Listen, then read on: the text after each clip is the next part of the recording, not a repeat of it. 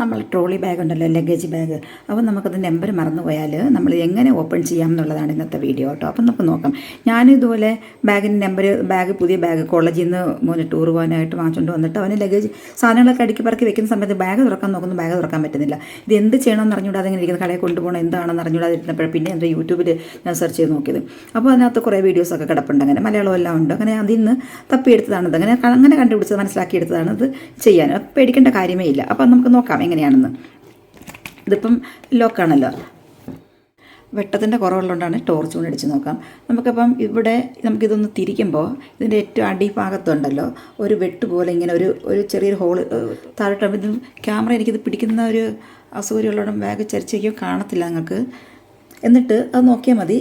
ഇത് കണ്ടോ? എന്നിട്ട് എല്ലാം ഇതുപോലെ തിരിച്ച് ഫ്രണ്ടിലാക്കി വെക്കുക.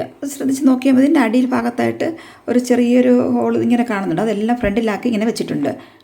അതിനുശേഷം നമുക്ക് ഈ നമ്പർ ഒന്ന് ഇങ്ങോട്ട് തിരിക്കുക, ഒന്ന് മാത്രം മതി.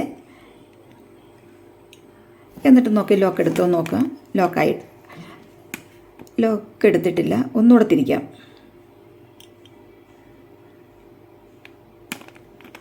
അതും പറ്റിയിട്ടില്ല. അപ്പോൾ ഒന്നുകൂടെ തിരിക്കാം. അത് ഒരേ പൊസിഷനിൽ തന്നെ ആയിരിക്കണം തിരിക്കുന്നത്.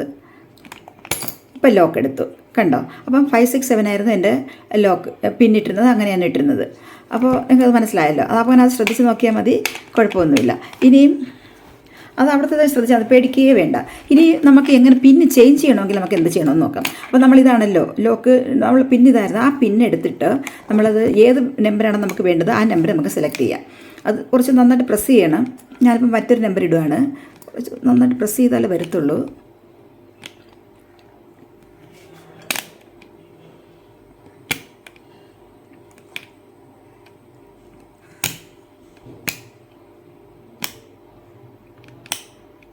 ഇപ്പം ഞാൻ ഈ നമ്പർ ഇട്ടു, 426 എന്നായിട്ടിരിക്കുന്നത്. ഒന്ന് നോക്കാം. ഇപ്പോൾ ഇതിട്ടു, കണ്ടോ? ഇപ്പം നമ്മളെ പുതിയ നമ്പർ അതാണ്. ഞാൻ അതടിക്കുമ്പോൾ അത് വരും, 426.